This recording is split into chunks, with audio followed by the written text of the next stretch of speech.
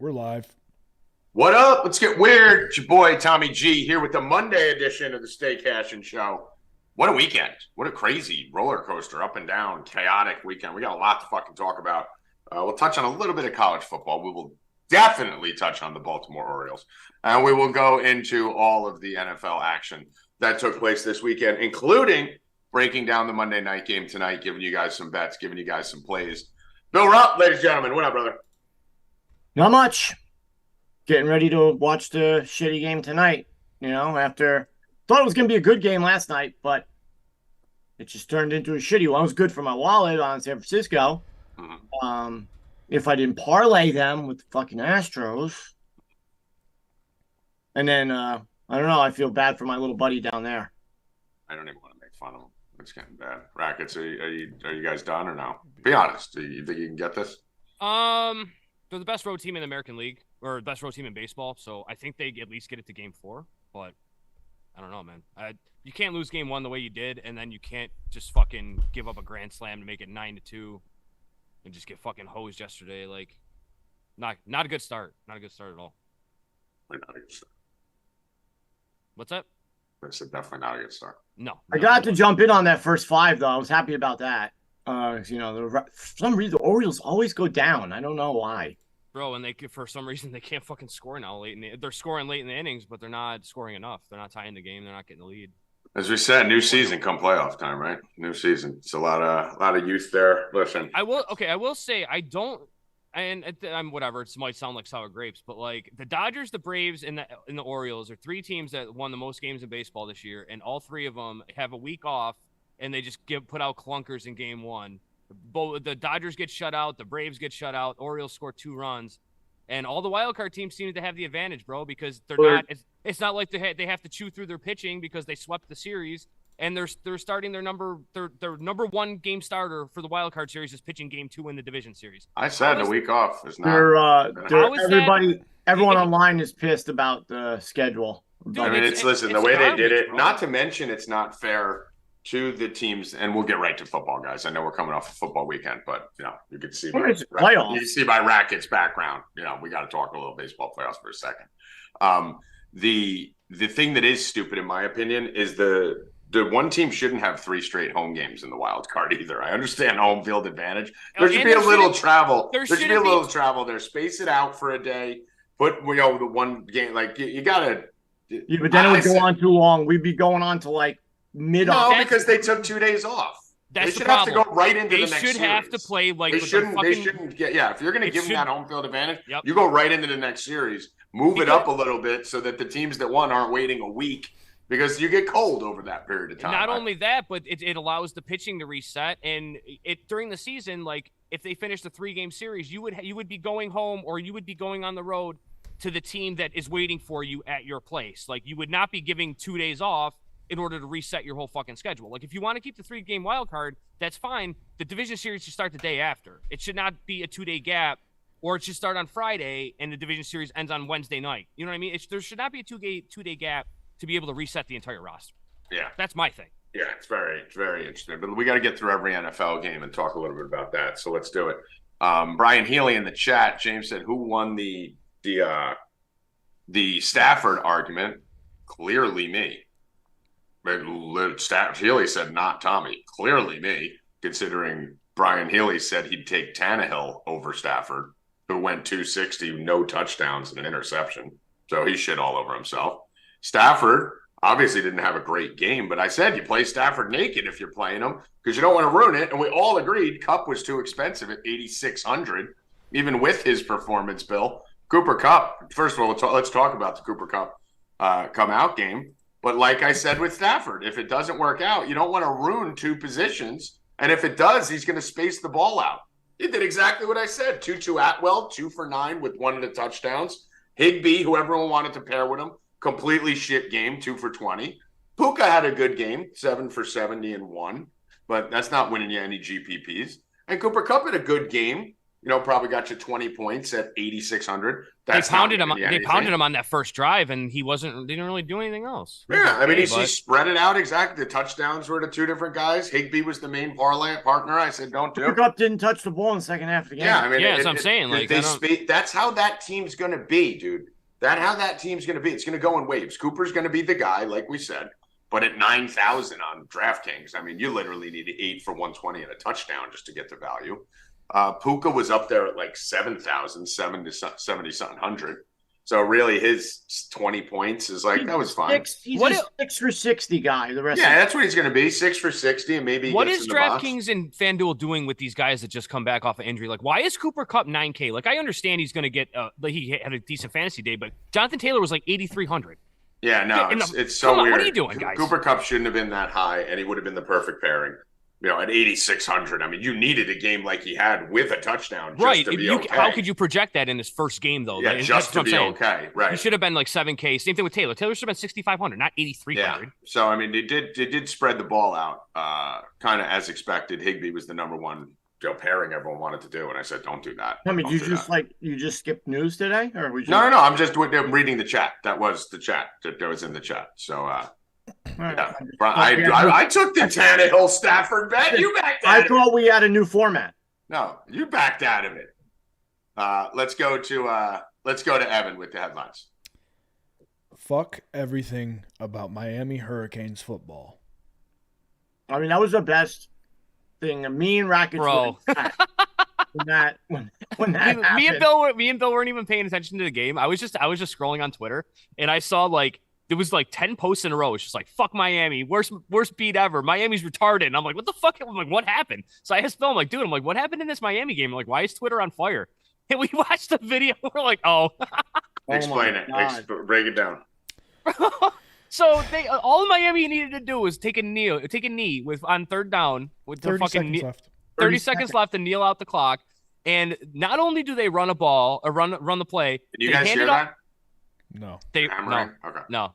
They not only do they run the play, they hand it off to the running back who gains 3 yards, and then he's fighting forward for more yards and gets the ball popped out. Turnover. Georgetown ends up winning on the last play of the game when all they needed to do was kneel the ball. Now, I understand the quarterback is like, what the fuck are we doing? Why would you even run the play? Like, why would we even call that play? As the quarterback, you still have the choice to just kneel the ball down. Then, as the running back, you have the choice to just fall on the ground in the backfield when he gets the ball. Fighting for yardage. After the 3 yards that you got untouched, you did not need to fight for 2 more and then get the ball popped out. Like, every single part of the play was bad. It's not football 101, though, guys. Like, you need to learn it. But then we found out that night that this isn't the first time the coach has done that. Yep, this is actually the second time that it's happened, and it happened back in Oregon back in 2018, I believe, with Mario Cristobal, and he did the exact same fucking thing against Stanford. You should be fired. How do you even have a job again? Never coach a fucking football game again after so many of these decisions you should never coach again for the rest of your life. Like so many of these decisions these coaches make, you should never coach again ever. Like if you don't know this simple thing, then you're not. Imagine how much shit you're doing wrong that people aren't. I'm seeing it, and other people like Rackets and those of us who are attentive to every detail of the game. But the average fan who doesn't really know what's going, all these little mistakes, like why didn't you call timeout there? Why did you call timeout there? Why did you run this here? Imagine how many of those things aren't being seen if they're fucking up these things that are blatant that my mom would understand. I saw something online. Someone said that you should be. In your interview, you should be able to play a game of Madden inside 2 minutes, and you have to win the game to be hired. I mean, what in the fuck? That's actually not bad. It was insane, bro. Like we literally had no idea what they were even talking about, and then I was just like, "Oh my god!" Did anybody hear what he said afterwards? Like, what did he say? I didn't see it. I didn't watch the interview. I can look it up. Yeah, because I don't even know. Like, what was his excuse for doing that again? Yeah. It's the same thing, like when you look at like fucking Aaron Boone and things like that. Like those of us who intimately watch the games every day, pitch by pitch, and see this compilation of horrific decisions over a long period of time. Yeah, the media. You think Mike Francesa's watching every pitch of a Yankee game? No, he's probably not even why he goes in and talks about it. These fucking idiots, anyone from the outside. Oh, it's not all Aaron Boone's fault. Like they're saying right now, oh, it's not Dak Prescott's fault. Oh, it's not. We're going to talk about that. They don't fucking know. They don't understand that these coaches are 8. Mike McCarthy, before the fucking season started, every one of us who studies coaches, DFS, individual player performance, said if Mike McCarthy is taking over control of the offensive play calling, you will be a fucking shit show by week 7. That's a fact. You don't need to see what happened last night and see what happened 2 weeks ago to know it's not going to work. But everyone in the fucking upper brass and everyone in the media thought this may be the move. McCarthy. The most innovative part of their play scheme is the fact that they call it the Texas Coast offense. This is literally McCarthy. That's literally This is why Aaron Rodgers chased him out of town. He sucks. And now he just takes the play calling back every 2 or 3 years, Rackets. And everyone thinks it's going to be better. Even how do you not know that this is what you're going to get? What you saw last night. Even after halftime. After halftime last night, she's like, the reporter's like, oh, what do you need to do? And he's like, oh, I just got to mix up the play calling. So what do they do on that third down? It was 3rd down and 4. He's like, I need to run the ball a little bit more. 3rd down and 4. I think it was either the opening drive of the third quarter or the second drive of the third quarter. And he goes to run the ball on fucking 3rd and 4, and they end up punting. Like, bro, what are you doing, dude? Did you say anything, Ev? Did you see anything? Yep. What is that? We talk about 2 hands on the ball. He blamed the players and didn't say a fucking word about his coaching decision. Stop it, dude. I swear to God. Well, you know what's even worse about that? Wait, Bill, what was the one with Aaron Boone? When Aaron Boone after the game, they struck out 17 times, and he's like, "Oh, well, we had good at bats in the ones that outside of the strikeouts. Outside of the strikeouts, we had good at bats. 17 guys, 2 times in 9 innings. Well, there's only 28 outs, guys. There's 27 outs. 27 outs. You struck out 18 of them. So I said the other 9 outs were good. I saw all the Twitter shit coming in after Rackets said it that night, and we were watching the video. And then, like 15 minutes later, you start seeing all the bets come in, get posted. Somebody missed $100,000. Somebody missed $50,000. Where the money line, they were like a 20. It was a big favorite in that shit, and they were like, people were getting killed. That's where I'd be pissed, bro. People were losing all thousands and thousands of dollars on that game. That's crazy, bro. That's crazy. Can I address something in the chat here that these idiots are fucking talking about here? They're saying I lost the Tannehill bet with Healy that we were going to make. That Tannehill +5. Stafford beat Tannehill by 6.12 points. 16.88 to 10.76. So I was right. Tannehill didn't come within 5. So when I said, yes, I'd rather have the Stafford side, well, I'm going to just give him 5 points? It's not a fair number. But he even beat the not fair number. So don't fucking Healy and Hoffman both of you shut the fuck up. They both suck. Yeah, they both suck, but Tannehill sucked more. That Colts defense is legit, dude. All right, stay on this topic. Anything else on this topic that we were just talking about? I didn't mean to steer it off. No, that was it. I said the people who lost hundreds of thousands of dollars, the books cleaned up on that, and nobody got a refund. What we were just talking about? The Miami game. Oh, yeah. Everything's right. Sean Payton is ass. He sucks. Another timeout. Yes, good. Bring me right there. Another thing I told you guys in the offseason. Sean Payton sucked in New Orleans. Timeout. Mm-hmm. Somebody actually commented on one of our YouTube videos from February of 2022, and it was you talking about how much Sean Payton sucks. Okay. Wow. Can you get that? Look at you guys. Can you get that? Can you find that for me? Yeah. No, you have to do it right now. I'm saying after the show. Find that. Because I've been saying Sean Payton sucks for 7 years. Since SiriusXM. If you guys remember the play that cost the Saints out of the fucking Super Bowl or whatever, the bad call by the ref. Remember where it was pass interference? Yeah. Pass interference. And everyone talked about that. That was Stephon Diggs, right? Wasn't it? Yeah, whatever it was. Whatever it was. No, that was a different one, I think. The pass interference play. Exactly what that was Diggs. Okay. It would have been Diggs. Whatever.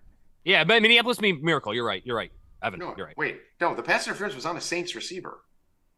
The Saints receiver got cold clocked, right? And they didn't Minnesota won the game because of it. Minnesota won. Maybe it was the Minnesota game. Who knows? Maybe it was the same. I don't know. But At that same game, he fucked up 30 times. I was at the bar watching. 30 times with Taysom Hill taking his quarterback out, putting Taysom Hill in. He's the one who gave Taysom Hill the contract. He's been a fucking disaster from the beginning. He's dog shit. Sean Payton is dog shit. He's Mike McCarthy 2.0. And now all of a sudden everyone's like, oh, maybe Sean Payton's not that good. He was never that good. He was fucking pass interference versus the Rams. Thank you. How do all you guys on the wrong page here make me look stupid? I don't know. That Minnesota game was a different game. Yes, it was the Rams game. The Sean Payton sucked forever. The Saints should have won fucking 3 or 4 Super Bowls. Sean Payton sucks. And I'm glad that everyone sees it. But just like always, everyone's going to fucking jump on the Sean Payton sucks train. And everyone's going to forget that Tommy G said he sucked 7 years ago. So I'll give myself credit for that because he fucking sucks. And he's always sucked. Who's talking about Desmond Ritter? That's where we're fucking going next. That's the next headline. Desmond Ritter, 5 for 5 on the final drive of the game. Again, the calm villain comes back in the fourth quarter. Saves the day. Saves the day. 320-something yards, 29. 2 touchdowns, 329. touchdown. 1 touchdown, rushed for 1 touchdown. They should have lost that game. And they should have lost the game, Bill. We were watching it because Pitts and all these people kept fumbling the ball. Yeah. Not because of Ritter. Ritter was throwing darts, Bill. You were watching that game. How many times does I yell and seed the field down there next to him? He was throwing fucking seeds all over that field, and then Pitts fumbles. This one fumbles. I thought they were going to Ritter lose. dragged him out of the fucking grave and took him back. Let's go, DR. I thought they were going to lose that game. I bet on them to lose. Haley told me Ritter's going to be benched this week. That was his last week as a starter. Brian Healy. That's his first week as the GOAT. Get ready. Desmond Ritter's season is upon us. And then obviously Koo. Young Ho Koo. Young Ho Koo comes through. Gotta love the Asians in the clutch. Asians in the clutch are big. Stroud looked great. Falcons D won that game. Fuck you, David. Fuck you. Anyone saying Desmond Ritter didn't win that fucking game, fuck you. Desmond Ritter dominated that fucking game. And you motherfuckers need to learn to give credit when it's due, and you won't see me like this. Just say, Tommy, yeah, you know what? He played a great game. It's okay to say.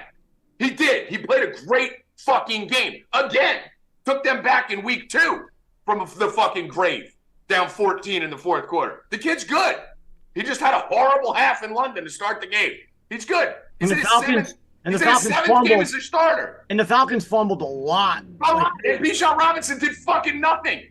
He made a couple nice catches, a couple one-handed catches. That's fine. He got in the box. That was sick. Well, fucking yeah. If you played him in DFS, you know how little Bijan Robinson did yesterday. The running game wasn't there. That was all Ritter. Ritter threw for 330. That was all Ritter. Came back twice in the fourth quarter. That was all Ritter. Just it's okay to turn. Oh, good. Texans couldn't score. Just give the kid his props. If that was Mahomes, you'd be far about how great he is. Texans are good, bro. Texans are very Texans good are team. legit, yeah. Stroud's legit. Yeah. Yeah. Just Sounds give him good. his props. Desmond Ritter played a great fucking game, a phenomenal game. Just give him his props. You didn't watch it. Me and Bill and Kurt watched every play because we had the fucking quad box on that Trevor wouldn't take off. So it was literally right there in front of our face the whole game. We saw every throw. We saw every incompletion. We saw every fumble. He is good. Fuck you. Suck my motherfucking dick. Did you, before something, did you see, talk about fumbling and not catching, did you see the Ravens yesterday? That's literally where I was just going. By the way, let me answer Trevor's question in the chat. If I had to choose Ritter or Zach Wilson, Ritter. I think Ritter's going to be elite. Zach Wilson's going to be good if he's in the right situation, but Ritter's going to be elite. The Ravens dropped so many passes during that game yesterday. They could have won that game 6 times over. And I saw most overrated morning, team in the American League. I don't know if anybody saw this morning, but I saw this morning on TV they were talking about the Ravens wide receiver coach or something like that made them practice with a rugby ball that's like twice the size of a football all week. Because he's like, if you could catch a rugby ball, you could catch a football. Like you can catch a wrench, you can catch a ball. What are we in dodgeball? You can stop a wrench, you can stop a ball. So they were talking about it this morning on TV, and you could see every Ravens player like this when the ball was going right through their hands. Because what's the guy on ESPN, the old Jets coach, Buddy? What's his Rex Ryan. Rex Ryan's like, he goes, bro. He goes, that coach is a moron. He goes, every freaking player was like this. Zay Flowers dropped 2 wide open touchdowns, and Nelson Aguilar dropped a wide open touchdown. All right after Mark Andrews dropped a wide open touchdown. And Rex is like, your fingers have to be like this when you're catching a football. Your thumbs have to be, and it doesn't go through. Bro, every pass. Why were they practicing with that ball? I mean, dude, if anything, you practice with a smaller ball. We used to practice baseball with a golf ball. Like, they used to throw the small wiffle balls and golf balls at us. And in football, you always want to catch the little rubber balls they used to throw at us for hand-eye. Like, the small balls are harder. If you can catch anyone can catch a big ball. My nephew can catch a ball this big. My nephew can't catch something this big. So you want to catch something smaller, not bigger. Bro, 9 or 10 drops like crazy in that game. Crazy. I'm wondering. I'm just looking at the chat. Heineke isn't good. Stop it. I don't know where the Heineke's terrible thing started. I didn't say Heineke's terrible. I don't think Heineke's terrible. I think Heineke's a very good backup. I was going to say, I kind of like Heineke. Yeah, I like Heineke too, which makes it more impressive that they're staying with Ritter consistently even after bad games. It means they must see a lot out of Ritter in practice. I'm assuming it must be stronger hands, I agree with. Then use a fucking medicine ball. I mean, ridiculous. You can see every ball, every play was going right through the hands. Stronger hands? What are you going to strengthen your hands in 4 days? See, now that's kind of, you're going to kind of, like, that kind of goes with the baseball players that throw the weighted balls, but like, those weighted balls are still the same size as baseballs. They're not bigger. Like, they're not softball size. They're not rugby balls. They're like twice the size. So, like, if you're going for weight training, I get it, but you still got to use the same size. I mean, why not just catch a football? I could catch a football with one hand anywhere. Right, Bill, me and you do it in the living room all the time. Fucking reach up. We're not, last time I checked, professional football players. No. I mean, dude, you should be able to catch a ball right here, no matter fucking what you were practicing with in the offseason. If you throw me, the replays, every replay they were like this. They're all like this. The ball. What the fuck are they doing? I mean, it's just so funny. Are we gonna Meanwhile, Bijan Robinson's like fucking Spider-Man. What did happen? Did we ever do the giveaway on Friday? I don't think we did. No, we didn't, but I gave it out. You did. Look at you. After the show. Look at you. Okay. What were you gonna say, Evan? Are we just going to ignore the fact that the NFL is still selling for Taylor Swift, missing a blatant PI call and then a personal foul where the guy had his helmet off on the field? Bro, okay, that Vikings play at the end of the game. Like, I missed a lot of that because I was breaking shit because of fucking Daniel Jones getting hurt at 24 yards. They picked that flag up off the fucking field, bro. That would have gave the Vikings first and goal at the 1 with like 4.5 minutes to go. Did they? I didn't see it. It was blatant pass interference. Like, you could say that maybe the ball wasn't catchable, but the ball wasn't catchable because the defender stopped the receiver from running. Yeah, but he wasn't. That ball definitely wasn't catchable though. If he could have gotten into the inside of it, I think he would have been able to at least. They call a ball uncatchable like once a month. Yeah, like it's the only reason there's shit that flies over these guys' heads that they need. The only reason. Trampoline to get to that they call catchable. Yeah, the only reason it really wasn't called catchable is because the defender literally got in the way and was like fucking holding his jersey, and the receiver's just like, what the fuck? Like, I can't even. If he would have made an effort to get underneath him and go to hit a little slant about 5 yards over into running into the middle of the end zone, I think he would have the flag would have stood. But that was bullshit, dude. That was a flag. If it wasn't pass interference, it should have at least been defensive holding or incidental contact or illegal contact. Something. It was a penalty. And then he took his helmet off, which is a 15-yard automatic penalty. And they didn't even call that. Yeah. No, he took the penalty. He took his helmet off, and he's yelling at the ref with his fucking helmet off. And then you see the Vikings coach going like this, like he pulled us nothing. And the ref goes, and they didn't care. Ref goes, put your helmet back on. Yeah, he's like he like tapped him or something. Did you make another TikTok, Evan? Because I need to see this to get caught up. I didn't make one yet. There's a lot of judgment. There's a lot of judgment calls now, like in the NFL. Like when yesterday, when I think it was Purdy when he threw the ball away, like there was no one in the area. Like that could have been That could have been intentional grounding too. Yeah, He had like because 1 foot outside the tackle box. Yeah, I've seen a lot of them where now it's just like judgment. Like, do they want to call that? Do they not want to call that? And pass interference. But every week you can make a whole fucking highlight film of all the bad calls. Yeah, I mean, they missed a blatant roughing the passer on the Jets. It's been 600 days since the Jets got a roughing the passer call. I mean, dude, how about the face mask on Zach Wilson? That's what I'm talking about, right? They ripped his head off right at the beginning of the game. They fucking ripped his head almost off his neck. Mm-hmm. He gets no fucking calls back there. It's insane. And then 600 days. 600 days since they got a roughing the passer call? Yeah, since like 2020. He gets none, dude. None. What I realized last night was I'm surprised that's a real stat because that's what I can't remember the last time the Jets got a roughing the passer. San Francisco is the best team in football by a lot. I mean, we already knew that. We said that last week. You guys were the only ones who thought, oh, the Cowboys may come close. No, dude. No, I didn't think the Cowboys were going to come close, but I didn't think they were going to get killed like that. Yeah, dude. They're so Hoffman was saying it in chat a lot. They're so undisciplined. They've been undisciplined for 8. It's McCarthy. Bad, bro. McCarthy teams are Listen, you want to find out how bad a coach is? Look at how undisciplined the team is with penalties. McCarthy, McDaniel, all these fucking shitty coaches have shitty penalty issues. Or look at their clock management, the McVays and all. Dude, the Cowboys suck. Staley. The Cowboys suck. They just have a very good defense, but they suck offensively. Dak Prescott is fucking AIDS. He sucks. All these people that people were talking about MVP before the season, he sucks, dude. Stop it. He's the 24th best quarterback. No, the Eagles aren't even close to San Francisco. Micah Parsons was invisible last night, bro. Eagles are good, but they're not.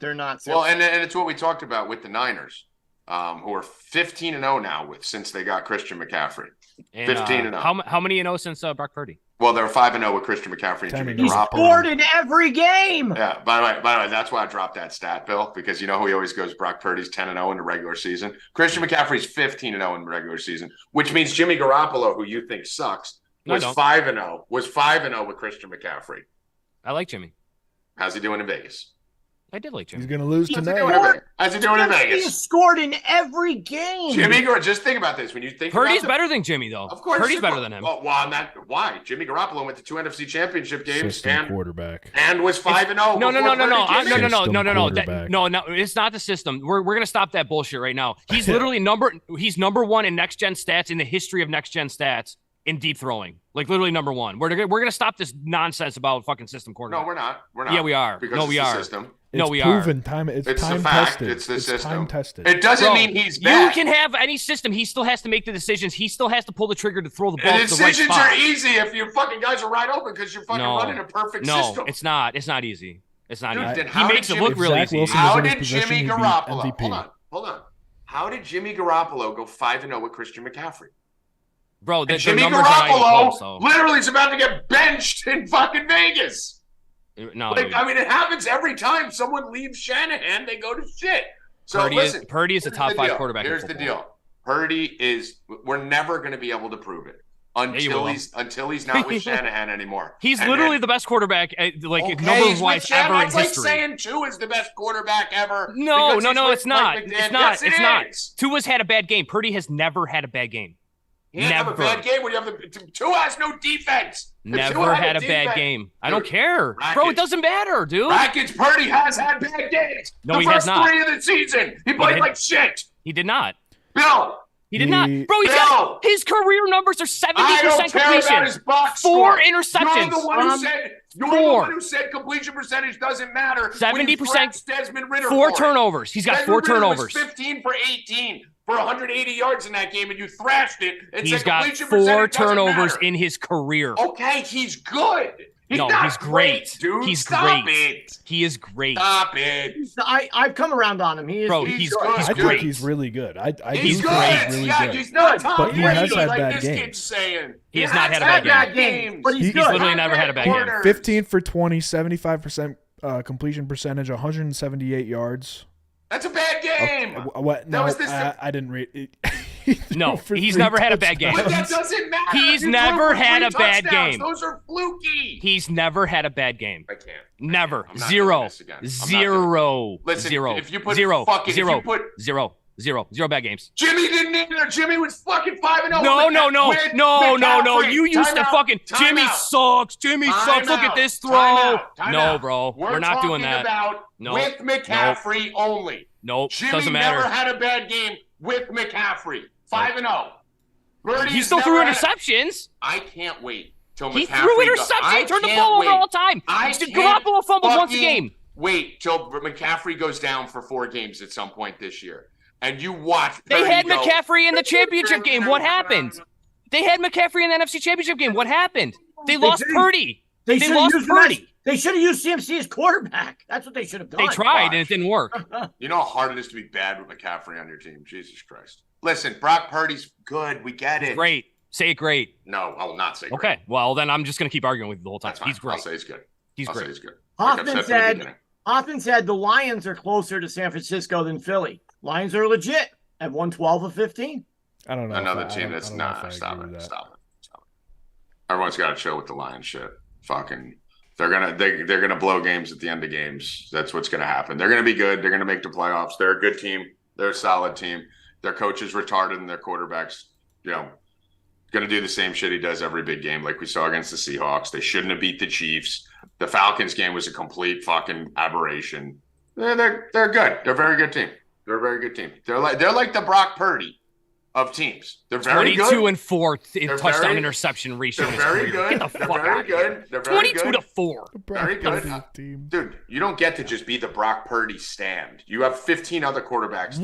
Last year at this day at Halloween last year, I fucking you announced him as Tom Brady. Exactly. Tom but fucking that was Brady. Because you were on Carson Wentz and Matt Ryan before Tom that. fucking Brady. And who does he look like now more than ever? He looks like Tom Brady. I said it a fucking year ago. I can't wait till CMC gets hurt. A year ago, bro. I can't wait till CMC gets hurt. CMC was healthy in the NFC Championship game. It did not help. Purdy got hurt. Purdy's the one that the team fell apart around.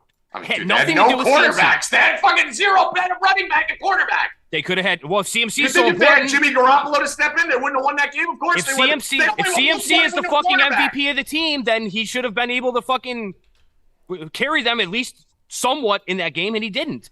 Purdy is literally the everything that makes that team go around. He's the point guard that disperses everybody. You go ask the team who they'd rather lose, Purdy or fucking CMC. And let me tell you, I'll go count your Purdy votes. Okay, well, if you ask Shanahan, you might get 2 different answers. Yeah, no, you won't, because he's fucking turned fucking RG3 into a superstar. He could turn you into a superstar. Stop it. What else from this weekend? What other takeaways? We got to start some dialogue about the brotherly shove. That the Eagles are just very good at it because a ton of other teams tried it. I'm telling you, if they get 3 yards on it. I don't know how. I'm still trying to fit. He levitates. It's weird. They pick him up. They pick him up and carry him. Grab him by the belt thing and pull him. Yeah. No one else does that. Not to beat a dead horse, but I did just look up Brock Purdy first 10 games versus Tom Brady's first 10 games. Identical. It doesn't matter. They're identical. They're not identical. Guys, Purdy's are way better. Purdy's are better. Way better. Stop. Hey, Brett, he didn't have Shanahan in that fucking No, he had Belichick. He had fucking Belichick. Who was his running back? Who? Exactly, Brady. Did he have CMC? He had fucking Corey Dillon. Corey Dillon? Corey Dillon? He was playing with Troy Brown and fucking cornerbacks at wide receiver. He didn't have Ayuk and Debo and CMC and the number one defense. Yeah, I'm sure Wes Welker's bad. Wes Welker's super bad. Deion Branch is super bad. Get out of here. You're done. You're done. You're cut off. Cut off. I will change the subject. Bro. Bill Belichick is not a good coach anymore because of Tom Brady's gone. It was just Tom Brady. It was not, guys. Oh, here we go. Let us hear it. So stupid. Air it out. Bill Belichick is not a good GM. His recruiting of players is terrible. That team is horrible. So he should not be in charge of player personnel. Yeah, New England's very bad. Dude, it's bad, dude. Did you hear the stat that fucking someone gave out today? I saw on TV. Their offenses. I think it may have been fucking Stephen A. Smith, Bill. I think that was who gave it out, actually. No mercy. Bill Belichick has drafted 2 Pro Bowlers since 2014 that were Pro Bowlers on the Patriots. One was a punter. One was a punt returner. Wow. 2 since 2014. Rackets, that's a decade. In the last decade, 2 Patriots draft picks have gone on to be Pro Bowlers for the Patriots. 1 a punter, 1 a punt returner. And yes, it was Stephen A. Smith, so I want to give credit. Stephen A. Smith on First Take gave that. That's insane. That's the problem. It's not that he's a bad coach. It's that he's a terrible player personnel now. It's horrible. It's really bad and really ugly. And you know what the other problem with Belichick is right now? The Bills don't suck anymore. The Dolphins don't suck anymore. And the Jets don't suck anymore. Right? That was the thing, right? Rackets, the Bills had their heyday, when was that, late 90s? Early 90s? Mid-90s. Right, yeah. By the time Brady started taking over, the Bills weren't anything, right?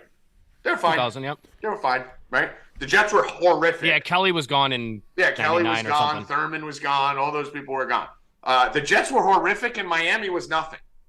So playing in a division full of fucking bags of shit is what made Brady and Belichick so good.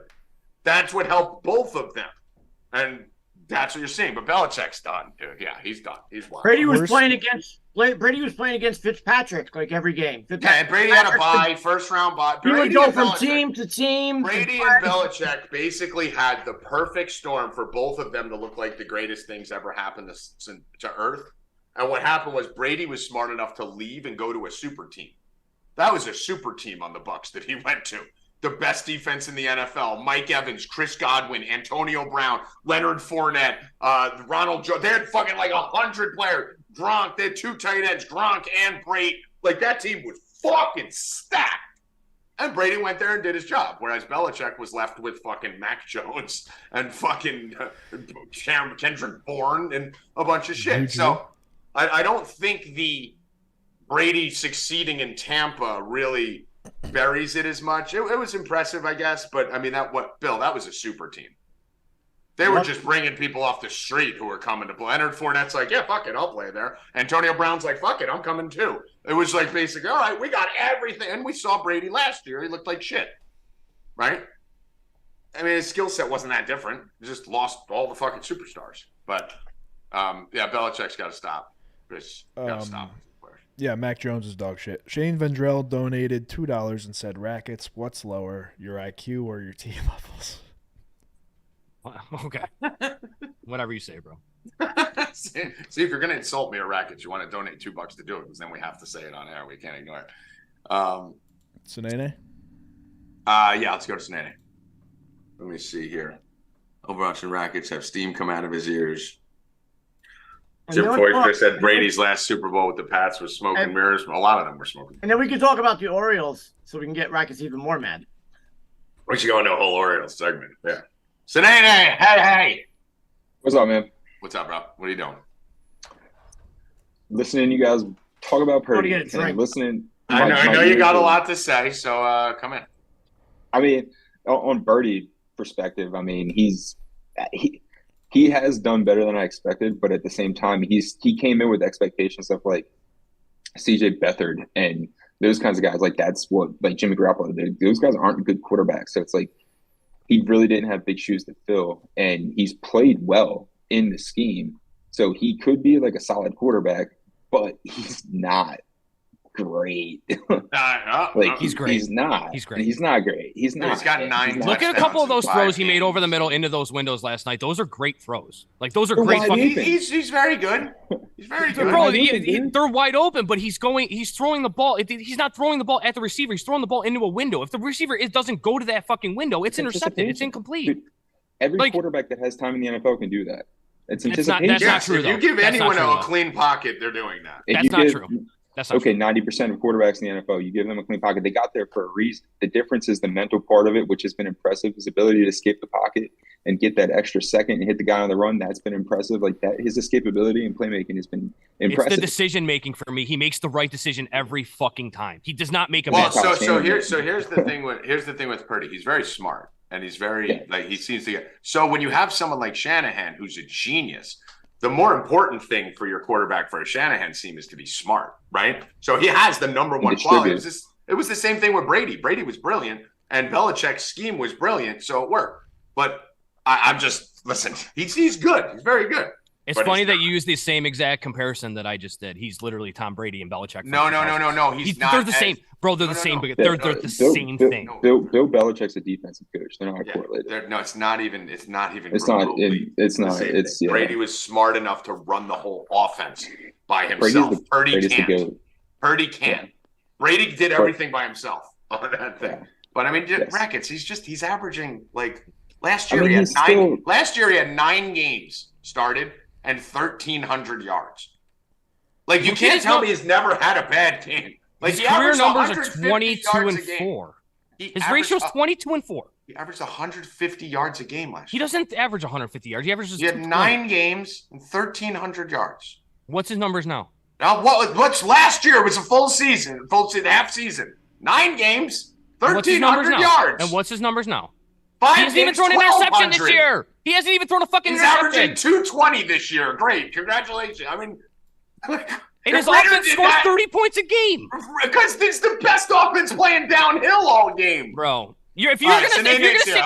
sit, no. If you're gonna sit here and bullshit about Ritter for 45 fucking minutes about a pile of trash thrown for Ritter's 327 doing yards nothing. Doing one shit. time, I don't know. It's fucking garbage, bro. Ritter's doing it by himself. He doesn't Ritter have fucking Shanahan. sucks. Ritter sucks, dude. All right, so Nate, this Thank you. kid's an idiot. He literally wants to just wax poetic about what Brock Purdy's 220. You're gonna waste 206, 25 minutes talking about Ritter. 252. I'm gonna talk about Purdy, who's actually a good quarterback. No, you're going to talk about Shanahan, who's made Purdy a great quarterback. Go on, Sinene. What do you like this week? I'm not sure where to start, but I guess I will start with Aaron Jones. You should start with agreeing that Purdy's not elite, right? Let's just start there. He's not elite. No. Okay, he can be. Okay, carry on. He can be. I mean, No, he hasn't played full season, so Don't start it back up. I just needed a yes or no answer. No, carry At the on. moment, he is not. No. Okay, At carry the on. moment, not elite. Yeah. Carry on. I'll start with Aaron Jones. I mean, he's expected not to play tonight. I was expecting him to play. That kind of caught me out of left field, but check your rosters if he's in there. Hopefully, you put him in the flex. I don't know how many people are starting 3 running backs these days. They're tough to find, but if you are doing that, try and get a guy like Jaden Reed, plug him in there, but check out your lineups. If I'm gonna jump right into somebody that you should pick up, I'll start with running back Justice Hill. I've been beating the drum about him. He was on my week 5 waiver wire preview video, which everybody should check out because there's a player in my article from that video that you'd have on your roster and you wouldn't have to worry about waivers right now. And he even improved on what I talked about in that video. But Justice Hill, he outsnapped Gus yesterday, 39-30. He took all the important work. Gus took all the early down work. Justice took 4 of the 5 goal line touches or snaps, not touches. He took all 15 of the 2-minute drill snaps, and he caught all 4 of his targets. I mean, he got in the end zone. That's what we want from a running back is end zone work, air work, and athleticism, which he fits the offense. So Justice Hill, I like him, put in the claim for him. Josh Downs, he was impressive. So I guess we'll touch on Anthony Richardson. He's supposed to be out at least a month. He had That's a great 3 AC sprain. How long is he out? He's gonna be on the IR likely. And then like right when he comes off is their bye week. So he's probably gonna miss about 6 weeks of fantasy production at least. Too. Richardson looks good too. Yeah, he does. But Josh Downs, so he's looked really good and he's captured a 24% target share in this offense as a rookie, which is impressive over the first month of the season. He over the past 3, he's at 21 targets with 12 in week 3, and that week 3 game was with Minshew. So he's averaged 11.6 PPR points over the last 3, and he's available in almost 90% of leagues. He's a Rupp, and he's got big playability. He's just a little undersized at 170 pounds. So I like Josh Downs moving forward, especially with Minshew. And then the last one, tight end, believe it or not, Falcons, Jonnu Smith. He's been bowling out more or less. Ritter seems to like the tight end spot where Jonnu lines up more in line versus Pitts in the slot, which Jonnu still sits in the slot a little bit, but he's available in almost every league, like 85-90% of leagues across ESPN and Yahoo. He's been 3rd on the team the last 3 weeks with a 19.8% target share, 21 targets overall. He is the tight end 10 since week 2 without a touchdown. So he's a tight end 1 without even scoring a touchdown, just pure volume based. And he's tied 8th with tight ends and receptions. So he played well. His best years came with Arthur Smith in Tennessee. Arthur Smith clearly went out. I think he spent like a 6th round pick for him, and he's using him. So pick him up, put him in. All right.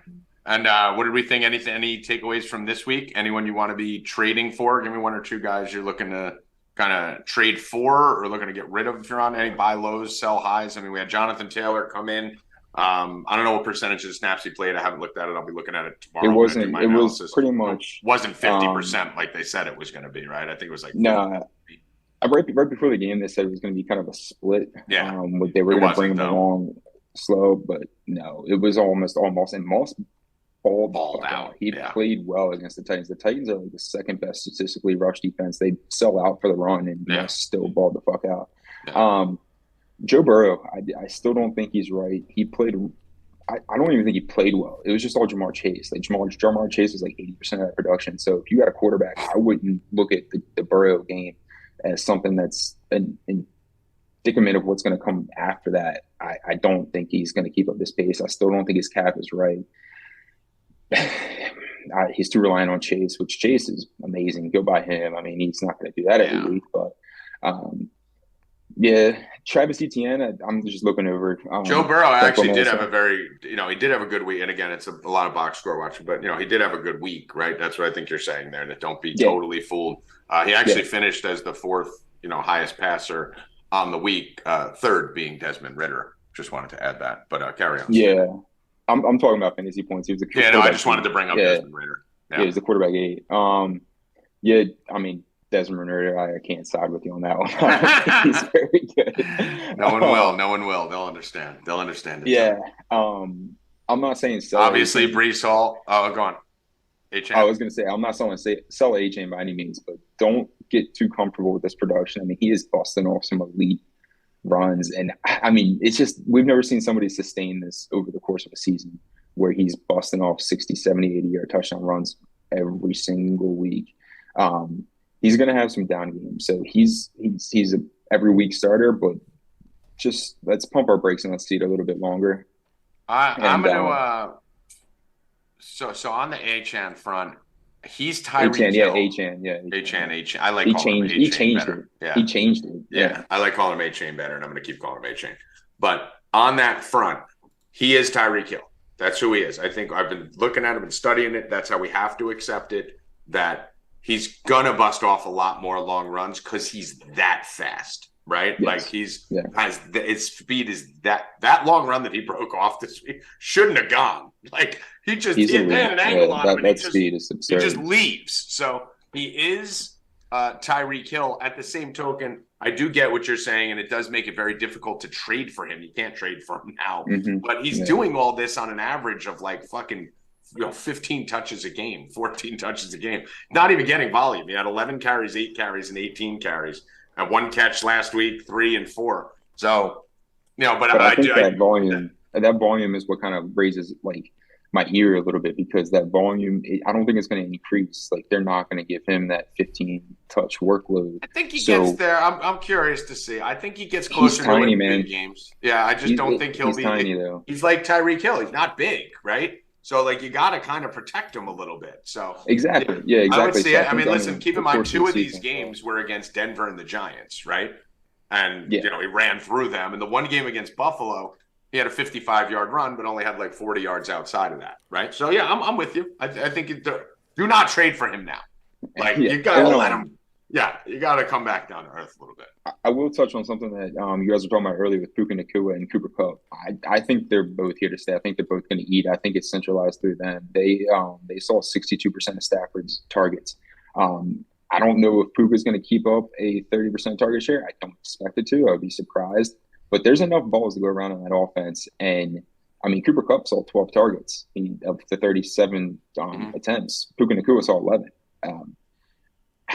I mean, I think Puka Nacua is a buy still. I mean, I don't if anybody is kind of curious or like think that Kupp is like I was talking to Bill yesterday. Bill said that Kupp's not 100%. Like Kupp's at 100%.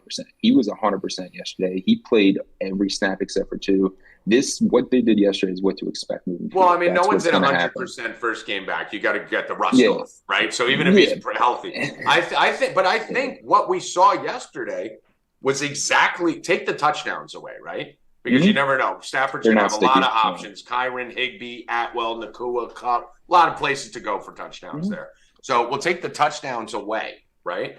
But I mean, this box score was exactly almost what I thought it would be going forward. 7 for 70 from Puka. I thought that'd be a 6 for 60 consistently.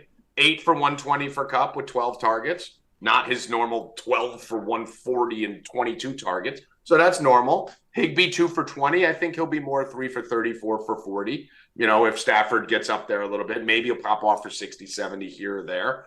And then Tutu Atwell, I think, you know, probably a little more upside than we saw this week, but 5 targets. He doesn't have a high catch rate on his targets ever, but he'll probably catch one for 20, 30 yards. So I think we're looking at 120, 70, 40, 40 out of those 4 guys. It could be. And, I mean, you're going to see big plays every week, too. Like, Puka Nacua is going to break off that 39-yard catch. Right, and Tutu will catch a 50-yard bomb, and, Higbee will catch 2 touchdowns. Stafford missed Kupp, too, on multiple big plays. That like, Kupp had 2 or 3 yards of separation. Stafford just overthrew him. He didn't put any lob under it. And, I mean, he's going to make those passes. Stafford's going to do that consistently. He's not perfect. He's going to miss some throws, but I mean, Puka's going to get over the top. I mean, we've seen it twice now on a fly that he's beat his defender and caught the ball with like a little bit. He's really good. He's really good. Yeah, like, it's there. Yeah, so I'm not selling Puka. No, I mean, there's been a lot of people that say sell Puka. I've seen people say Puka over Kupp. That's not good. That's not ridiculous. It's exactly what we saw yesterday. It's exactly. Yep. Yeah. So that's going to be sticky. Kupp's, dude, it's Chase and Higgins. That's how I look at it. It's Chase and Higgins. You could thrive with 2 guys there that are both very good, and one of them's just a little bit better. All right, Sinene, appreciate you. Guys, get over to 4deep.com. Go purchase the seasonal guide. Sinene will be there to walk you through all your waivers, all the injuries, loves, hates, starts, sits, Discord chat for our seasonal players. If you want to go win your seasonal league, $10 a month. I mean, that's insane. That's fucking insane. It's maniacal. So it's less than a bag of cigarettes to go there and win your fantasy league. So get over to 4deep.com and go purchase Sinene's packet and follow him on Twitter. Sinene, appreciate you, brother. All right, see you, man. Later, bro. All right, Bill, let's go to a little baseball here real quick, and then we'll finish off the NFL with the game tonight. Run through the baseball. We got 2 games tonight. What do you like? Acuna. Yeah. Yeah, I think he does something tonight. I should have taken the Phillies last game, but then I saw that stat with Strider, and I got screwed on that. I mean, fucking stats, Bill. Fucking stats. 9-0 with a 1.98 ERA, just didn't hold up. The Braves left, but Braves did leave a lot of men on base. Rackets and I were watching that game. They had a lot of opportunities to score. Bases loaded twice. They just couldn't get the hit. So I don't think I'm going to bet the game today because I have the Phillies to win the series anyway. So I'm going to just probably do that. I like Acuna did a home run, plus 400 tonight. And I like Acuna to steal a base, plus 165. So I think if he gets on, they're going to steal. I'm going to have a bunch of stolen bases tonight. I think on both sides. I don't like as you would say, the lefty is going, so you don't really see a lot against that. But the Phillies were, every time they get a chance they got on, they were running. It's crazy. So we'll see what happens tonight. I think the Braves get guys on, and I think they move them around tonight. But I don't know what the ending score is going to be, so I'm going to stay away from it and just hope the Phillies win. Gotta be careful of those teams with that many white guys. Very scrappy. Very scrappy. Phillies starting lineup looks like a Klan rally when they step out there in MLB. That's just fucking scrappy hustler white guys the whole way up and down. So, yeah, if it wasn't a lefty on the hill, I'd be with you, Bill. They're trying to take the extra base every single time. What do you like here, Rackets, in this game, Braves, Phillies? I think the Braves are going to even it up. I'm not betting right? The Braves are going to even it up. Tough to bet against the Phillies right now after seeing what they've done before and seeing what they're doing right now. But I would go Braves here, minus 150. I'm taking that. And Tommy J Snakes. It's not our Snakes anymore, Rackets. You gave up on them last show. I tried. I bet against them, too. I was pulling you in, Rackets, like this. Look at the camera. I'm sitting there like, Rackets, come with me. Come with me on the Snakes. Rackets made me bet on them, too. On the Snakes. Kershaw got me, man. I saw the Kershaw numbers, and I saw the Merrill Kelly numbers, and I got off it. I told you, new season, baby, new season. Snakes win this series. And then six pitches into the game, it was fucking 2-0. Kershaw sucks in the playoffs. Somebody asked me before the game the other day who's going to hit a home run. I said Corbin Carroll, and he hit a home run, and I didn't even bet it. Because you got pulled off the. But I do like Corbin Carroll tonight. 2 total bases, plus 100. He's on fire. He's had 2 hits in all 3 playoff games, I believe, and the 2 home runs. So he is absolutely on fire, and I like it to continue tonight. And I like it to continue. That was good. That was very professional of you, Bill. That sounded like something someone on like a real show would say. Thank you. That was very good. Are you practicing for getting famous? I got a few offers. Oh, all right. Well, listen, we'd like you to stay, or but if you gotta go, you gotta go. I want you to do what's best for you. I'm gonna go with the Snakes for the series. Oh wait, I already did that. I'm going to go with the Snakes for tonight, too. I think this could be a run-through here in this Dodger series. I really do. I think there's a chance. You know when Mike Tyson lost to Buster Douglas and when these big fighters lose, Ronda Rousey when she got head kicked, you could take someone's soul in the beginning of a series, the beginning of a fight, a big event where you're an underdog. Rackets, I'm a little bit worried here for the Dodgers that the Snakes just took their soul in game 1. Because the big edge is that this is the mighty Dodgers versus the lowly Snakes. And you got Zach Gallen going on the mound tonight, Rackets. You got Miller going for the Dodgers, who's been very erratic. He doesn't have a lot of playoff experience. I kind of like the Snakes more tonight than I did in game 1. The only reason I'm betting it. I'm betting it plus 132. The only reason why I'm hesitant is because it's like, are they really going to go up 2-0 on the Dodgers on the road? But you got to ignore that, right? Like we've said that about Baltimore yesterday, right? Like Baltimore will probably get a win and even this up. Like we're saying it about Atlanta. Atlanta will probably get a win. We said it about the Rays last series. They'll probably get a win. We got to look at each game individually right now, basically the way these playoffs are going. And Rackets, right now, Zach Gallen versus Miller is probably a better matchup than game 1 for the Snakes. You probably noticed I had like a confused look on my face. I'm looking at the series prices now. They're favored. The Diamondback, it's not even that they're favored, dude. They're minus 158. Dude, I literally went to look at it. I saw your face. I didn't know your face was that I was crazy saying the D-backs are going to win the series. I'm looking at this fucking series price. Why is that like that? I don't Bill, know. Did you see this? I just went to look at it too. I was going to hit the like plus 100. No, it's minus 158. That's what I thought it was too, and that's why my face just changed. I was like, I don't even know what I'm looking at. I mean, FanDuel's basically telling you the Diamondbacks are going to win the series. Yeah, I mean that's crazy. It's the same thing with the Phillies series. It's minus 158, but I kind of get that one because that one makes sense. The Phillies are a very good team. Yeah, they're listen, on a neutral field, Phillies and Braves are you could argue back and forth all day. This is weird. You can't even just say it's the 1-0 advantage because the Twins are tied and they're at minus 120 now. So. They're at FanDuel screaming Snakes. Well, the Braves, if the Braves don't hit a home run, they can't. They're not going to score because they leave 2-3 guys on base and no one. And like Acuna came up the other day when they were down only like a run or two. He came up first and third, 1 out, and he couldn't get the sac fly. He struck out looking. So they need to hit home runs or they're not scoring. Yeah. I had to make sure that I was looking at the right number. Dude, Rackets, I didn't know. I saw your face do that. I didn't know what it was for. I thought it was for something else. And then I was like, this is weird. That didn't make any sense. Yeah, dude. I clicked on the series. I honestly think the Diamondbacks are going to win the series now. I don't really have any other way to play it. Obviously, there's value on the Dodgers. I'm not going to say that. If you want the plus 128 on them, that's probably the best price you're ever going to get on them.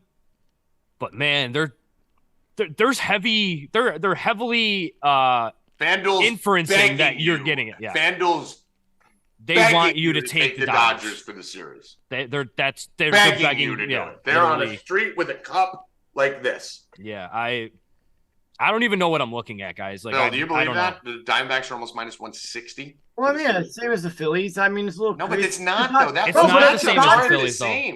Are the Dodgers really that good? I'm the one who told you they're not that good. They're kind of good. They're good, but they're not that good. Snakes are that good. Their lineup's very, very top heavy. They got the younger guys at the bottom, but are they like? If those guys up front aren't doing nothing, they're not. But think about it. If you're are you going to trust Mookie Betts, Freddie Freeman, JD Martinez, or are you going to trust Christian Walker, Corbin Carroll? Like, you know what I mean? Like I'm not talking about my perspective. I'm talking about from the public, from the perspective. They're going to see Mookie Betts. Listen, let me just put it this way. If we rewound the clip, Bill, from Friday, you were not saying this. No, I was on the Dodgers, dude. No, both of you. Yeah. You were both saying the Dodgers are going to run through the Diamondbacks. You can't just on Monday all of a sudden. One game doesn't change that. Like you were saying on Monday, Bill, that the Dodgers were significantly better than the Diamondbacks. I didn't bet on that series. I didn't like it. I don't think Dodgers are already that good. That's why I didn't have them going anywhere in that thing. I had the Braves or the Phillies. I think most people do. I don't think this is the Dodgers. Listen, I'm going Diamondbacks to win the World Series now. That's what I'm doing. What's the odds on that? I'm taking it now. I've been wanting to take it the whole time. I knew I'd get value if I waited because they're going to be the last. Yeah, they're still plus 1,000. Yeah. Yeah, let me get that. Plus 900 here, plus 1,000 there. Let me get the Diamondbacks plus 1,000 to win the World Series. I'm going to take that right now. Plus 1,000. They're the second lowest odds still, Bill, too. Let's go to NFL tonight. And I'm taking Evan the Diamondbacks tonight, too. Yep.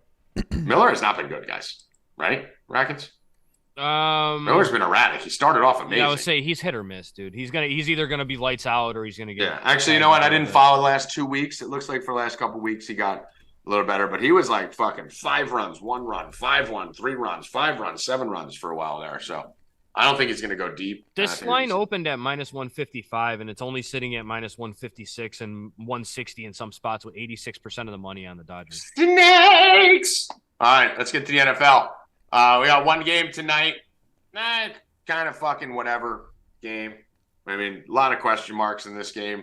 You got Vegas at home. You got the Packers on the road. Jordan Love, sustainable. Jimmy Garoppolo, fucking Devontae Adams. Is Josh Jacobs going to wake up? You know, not really much.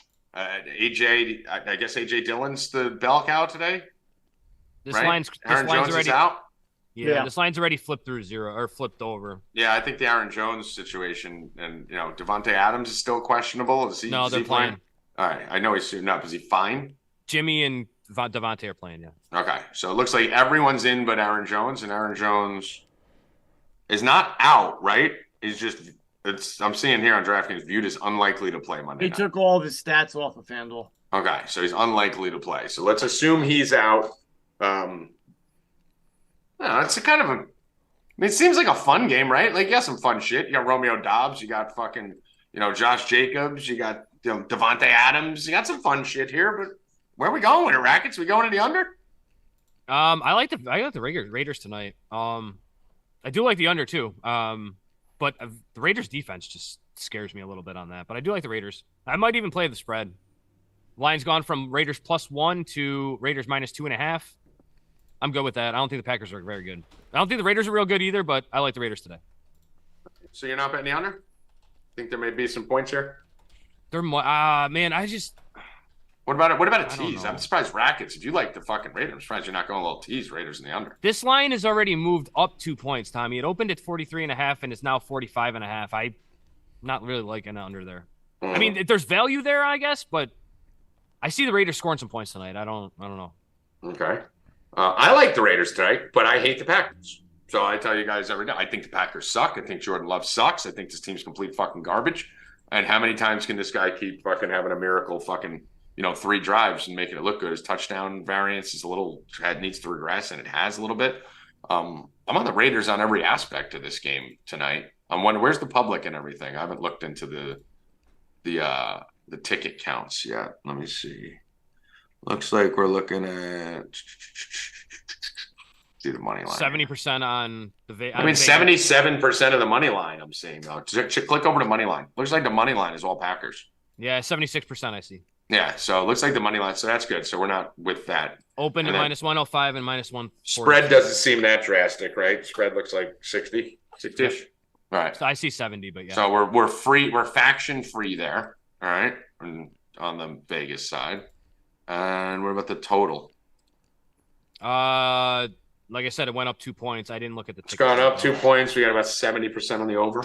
It's looking like, and it's driving it up. So over might have some factionness on it. Listen, I'm going to beat a dead horse here, but it's got to happen sooner or later. I'm not going to miss the Josh Jacobs breakout game. I'm just not. I'm not. Rackets, do you think he does it? I think this is more of a Devontae Adams game, little revenge game. Yeah. I think Devontae Adams goes fucking nuts. On Devontae heavy. I'm on his touchdown -105. I'm on him first touchdown +650. He scored the first touchdown in 2 out of the 4 games this year. I love his touchdown tonight. Also, like I said, at -105 and first touchdown +650. I think that kind of goes with Josh Jacobs though. Too. That kind of goes with Josh Jacobs though, because he can play the play action right to Devontae. Get Josh Jacobs involved. I like it. I like both. I have never done this before.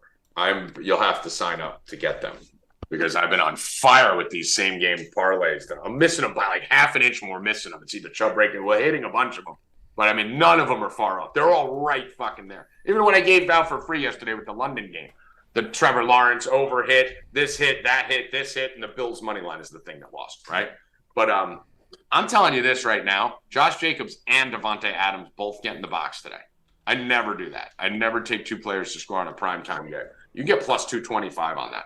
I think both of these guys are going to have good games in this spot. I think they both get in the box. I think the Raiders, this is one of those few situations on a team like the Raiders where you know where all the offensive production is coming from, right? It's coming from Devontae Adams, Josh Jacobs, and then you could throw in a little Jacoby Myers. Right, Rackets? But yeah, you pretty much can isolate. I mean, dude, fucking Jacobs only rushed for 60 yards last week. He had 8 catches for 81. McDaniels has been talking for the last 3 weeks about getting Hunter Renfrow involved. And while I don't think it's going to happen, if there was a game to have Hunter Renfrow involved, it would be this game today. Yeah. And what's the rushing and receiving for Jacobs here? Rushing and receiving. I'm going to hit that +102.5. Is that the best number? Rushing and receiving? What's going on here? I don't even see him. Hold on.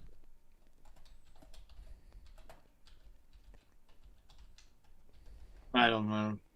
I can't find. Does FanDuel not have those? I don't know. I don't see it either. I see rushing. I don't see rushing and receiving. Oh wait, rushing and receiving. Here it is. Did you guys hear Josh that? Jacobs 102.5. Did you guys hear that? No. The kid with the R8 next door, fucking doing donuts in the fucking cul-de-sac, bro. I'm sitting there like, what is going on? Are they driving on my grass? Go on. Sorry to interrupt. All right. It was 102.5 for the Josh Jacobs rushing. Yeah, I like that. I like that because we can get that from a bunch of different angles. Obviously, every game that goes on, Josh Jacobs is going to be more, more football ready, right? He missed the whole fucking camp.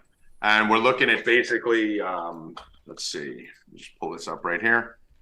So we're looking at so far this year, he's already had the first start to kind of throw out because he was totally not ready for that one first goal. But the last 2 starts, 17 carries in each of them, 16 targets combined. So if we're looking at 17 carries and 8 targets on average, which is crazy, let's call it 6 or 7. He's had a 50-yard receiving game, an 80-yard receiving game, 23 and 18, Bill. Josh Jacobs through the air. So they've been getting the ball through the air a lot, and he's outside of the Buffalo game. 48, 62, and 58 on the ground. So even if he doesn't pop off, I think 60, 65 rushing and 35 receiving is not a far cry, but he can get that 102 on the ground alone. What's his receiving prop today, Josh Jacobs? 25.5. It's a little bit high. Yeah, so I like the 102.5 is the safest way to get there. I also like the Josh Jacobs touchdown. Bill, did you see what FanDuel has the Josh Jacobs touchdown at? -180. That's pretty high. Yeah, it's like CMC level. Yeah, that's like fucking Derrick Henry, number there. And I guarantee you the other books are a lot lower. The Faction Duel usually knows. Let's see. Score a touchdown. Yeah, he's like what? 150 on DraftKings, 145 150. Bet Rivers, 145 on BetMGM. So Faction Duel seems to know something here about Josh Jacobs getting in the box. So I'm going to do Josh Jacobs touchdown at -145. I'm going to take that, not the FanDuel one. I'm going to take the Devontae Adams touchdown -105, and I'm going to take both of them first touchdown also at their values. If you want to book those up on DraftKings or FanDuel. Josh Jacobs +475. I have him for first touchdown. That's the best one. What about Devontae? Best one. I have Devontae 650. It's the best one. Okay. Do we look towards a Romeo Dobbs here? If we think the Raiders are going to win, we all seem to be consensus that we think the Raiders are going to win. Well, I got Dobbs for first touchdown also, plus 1,400. Okay. What do we think here, Rackets? Dobbs been coming around. He's a guy I fucking love, dude. I think this kid's a fucking star. I gotta take his over. Yeah, I don't hate it. It's like 46. I don't hate it. Right? Let me see. Yeah, he's been pretty good. I just found this bet on FanDuel. I don't know, and I'm just kind of looking at the schedules. They have both teams to go 47 and a half, by the way, Evan. Both of the remaining 5-0 teams to go 17 and 0. They have the 49ers at 1,700 for a yes, and they have the Eagles at 3,000 for a yes. Now, they play each other at on December 3rd. But before that, you don't think so? No, and the reason we used San Fran on our Survivor last week for both entries was because I looked through the schedule coming up, and they have one game. There's one game they have. There's some worries. What do you mean? That's a cupcake? Yeah, no, one game where I'm like, I don't know if they win it. Well, I mean, listen, you got at Browns. That defense has been pretty good. They should win that, but it's not going to be a walkthrough. At the Vikings, anything can happen. Burrow in 3 weeks versus the Bengals. You know, if Burrow's healthy, that is a home game. But healthy Burrow. At the Jags, they should win that. Bucks, they should win that. At Seahawks. At the Eagles is tough. That's a tough one right there, but they're playing each other. You still got the Rams, Ravens. I mean, if you flip over to the Eagles schedule, they have like 2 games. They have the Dolphins in 2 weeks, that 49er game the 3rd, and then the Cowboys, maybe? Listen, we watched. I think the Eagles almost got 3 different times already, dude. They should have lost to the Commanders. And they I think played that's a nail why biter it's with 3, the Bucks. They should have lost to the Vikings, and they could have lost to the Patriots. I think that's why it's 3,000. But if you get a line on Philly to lose a game, it's minus $1 million to lose a game. They may lose to the Jets this week. Like, this team has not. Even the Rams didn't play well and still were in that game at the end. Philly's not been good, dude. I kind of agree with that, but I mean, like, I could see them maybe lose. I mean, that 49er game obviously is going to be the difference between the two. Listen, Rackets, but I don't see either of them losing more than 1 or 2 games. Rackets, there's one bet to make. If you have a gun to your head and you're going to make either of these bets, it's the Niners with a bullet. The Eagles have to play the Chiefs, Bills, Niners at Cowboys back-to-back in 4 straight weeks. They're not getting through that 4-0. At Chiefs versus the Bills versus the Niners at Cowboys.